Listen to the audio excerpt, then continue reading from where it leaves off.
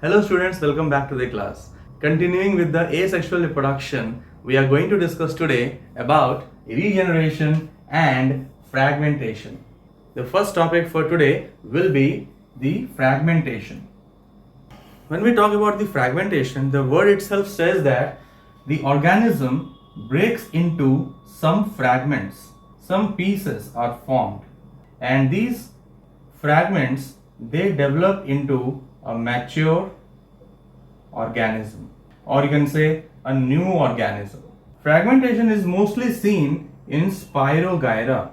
Spirogyra is an algae, is a filamentous algae. It is a green algae, okay, and it contains chlorophyll. It performs photosynthesis, so it is aquatic, and it is a freshwater algae. So these are the characteristic features of the Spirogyra. If you have a look at this Spirogyra under a microscope without focusing it, you will find that fine fibrils will be seen. These filaments will be seen, okay? But if we focus in one of the filaments and we expand it, we will definitely find that these fragments or these filaments actually are having some cells. They are made up of cells and they are segmented, right? And each of these will be having, as it is a plant cell, you should know that it will be having a large vacuole inside it, okay? It is a vacuole, and then it will be having a nucleus at one of the corners, a green chlorophyll. Whenever the Spirogyra filament gets matured, develops fully, it starts breaking up into some fragments. Each fragment then is supposed to produce a new individual, right? So here I have shown 3 fragments of this Spirogyra, and each of these fragments is able to develop into a fully formed or new Spirogyra. The fragments will be extended from both the ends, and finally we will have 3 new organisms, 3 new Spirogyra. So this is how a fragmentation process takes place.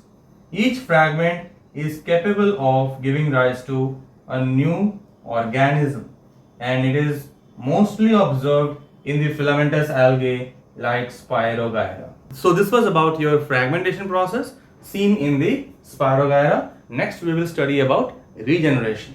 Regeneration looks very much similar to that of the fragmentation, because here the regeneration itself means formation of lost body parts. We can say that when we cut our hairs grow back. When we cut our nails, the nails grow back. So is this a process of regeneration? We will discuss that. So formation of lost body parts. It is mostly seen in planaria.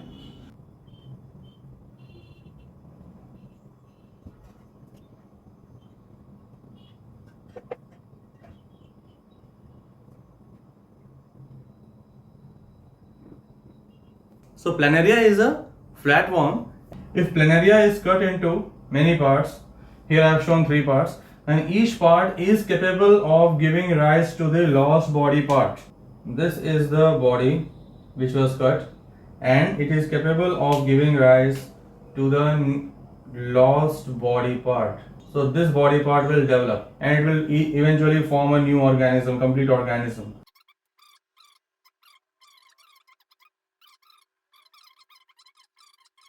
In this manner, you will find the planaria is able to regenerate its lost body parts.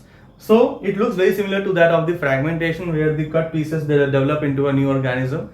But here the difference is regeneration is also seen in the higher multicellular organisms with complex body parts. Like we can see it in lizards, we can see in all the mammals. We have the ability to grow back some of the body parts. Like lizards, they can grow back their tail if it is cut down. Mammals can grow back, like human beings if we talk about. Liver can regenerate. We can regenerate our nails. We can regenerate our lost hairs.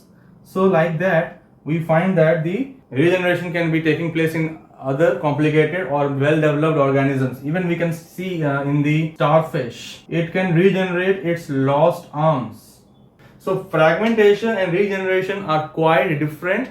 In fragmentation, no specialized cells are involved. Mitosis actually takes place, and the organism naturally breaks up into many pieces, and each fragment can develop into a new organism. Whereas in regeneration, it takes place in well-formed, well-developed organisms. Exception is the planaria, where the planaria produces its complete body from the lost body parts.